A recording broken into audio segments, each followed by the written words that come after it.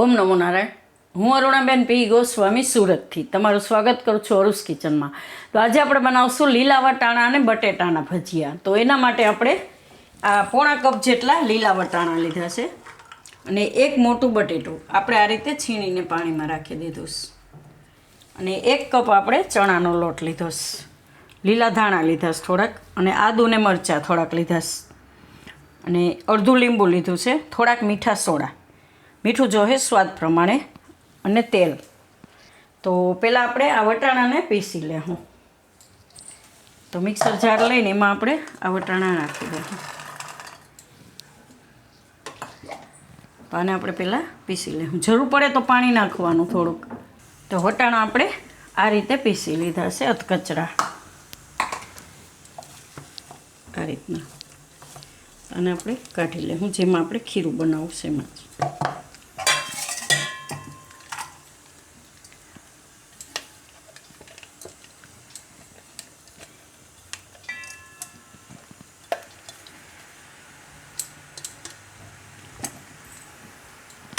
હવે આપણે મસાલા નાખીશું. આદુ ને મરચાં તમે તમારા ટેસ્ટ પ્રમાણે આદુ મરચાં નાખી શકો એમ.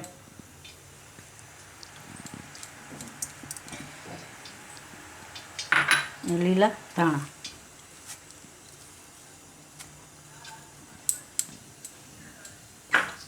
હવે આપણે જે બટેટા રાખ્યા છે એને આપણે પાણી નિતારીને એમાં રાખી દઈશું. બધા છીણેલા બટેટા આ રીતે. ને તેલ આપણે ગરમ મૂકી દીધું છે બનાવવા માટે. બધાય બટેટા આપણે આ રીતે એમાં રાખી દઈશું.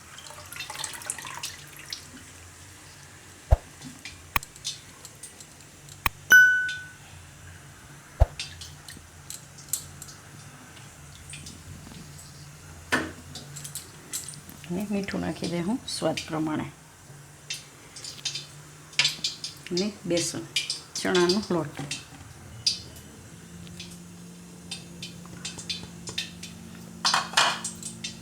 તો આ બધું આપણે મિક્સ કરી લેવું. કે જરૂર પડે એ પ્રમાણે થોડું થોડું પાણી નાખીને આપણે ખીરું તૈયાર કરશું આનું. તો એ કઈ ઝાઝું પાણી નહીં નાખવાનું, થોડુંક આપણે આ રીતે થોડું થોડું લઈને બનાવશું ખીરું.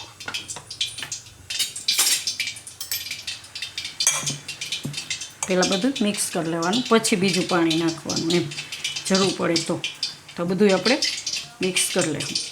તો આ બધું આપણે આ રીતે મિક્સ કરી લીધું.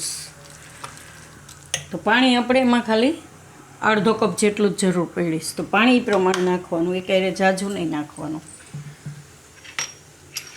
તો એકવાર તેલ ચેક કરી લેવું આપણે. તો તેલ આપણું ગરમ થઈ ગયું છે. તો આમાં આપણે હવે મીઠા સોડા, બેકિંગ સોડા નાખી દઉં થોડા, અને લીંબુ. ભજીયા બનાવવા એકદમ ઈઝી. ગમે એના ભજીયા તમે બનાવી શકો, અને ગમે ત્યારે ભૂખ લાગી હોય, ઘરમાં પડેલી કોઈ પણ વસ્તુથી તમે આરામથી બનાવી શકો એમ. ભજીયા પકોડા એકદમ ખાવામાં મસ્ત લાગે. તો આને મિક્સ કરી લઈએ. આ રીતનું ખીરું આપણે જોઈએ.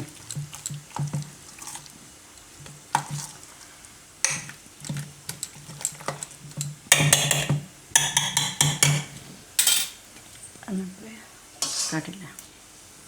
એકદમ સરસ થાય છે ખાવામાં. તો આમાંથી આપણે બનાવશું આ રીતે. થોડું થોડું ખીરું લઈ,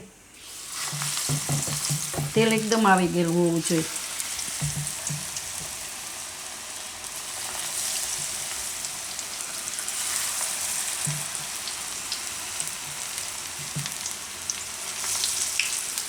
તો એકવારમાં જેટલા આવે એટલા આપણે નાખવાના.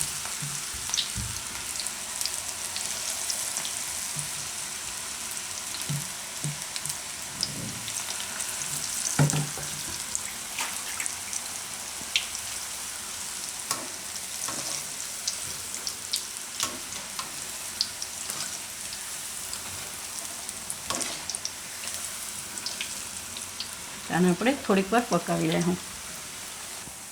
તો આને આપણે આ રીતના પાકવા દેવાના. તો કાઢી લઉં.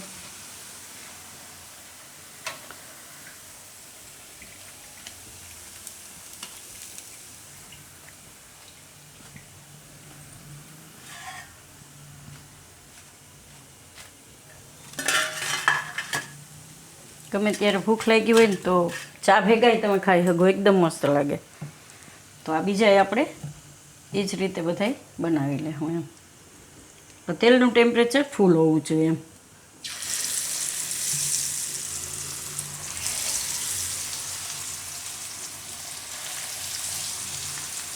ને બનાવીને આને ખીરું બનાવીને તરત જ એને આપણે બનાવી નાખવાના, નહીં તો આ ખીરું ઢીલું થતું જાય. કેમ કે બટેટામાં પાણીનો ભાગ હોય એટલે એને તરત જ બનાવી નાખવાના, ખીરું રાખવાનું નહીં. તો બધા એ રીતે બનાવી લેવું. 2-3 ઘાણમાં થાય તો આપણે આ 2 ઘાણમાં કરી લીધા છે ને બીજું આમાં થાય છે. તો ત્યાં સુધીમાં આપણે સર્વ કરી લેવું. તો એકદમ મસ્ત, ખાવામાં એકદમ ટેસ્ટી લાગે છે, ઉપરથી કડક અને અંદરથી સોફ્ટ. તો આને આપણે સર્વ કરી લેવું. ચા એ બહુ મસ્ત લાગે. ચા ને પકોડા કહે ને તો તમે પકોડા કહો કે ભજીયા કહો, ગમે એમ.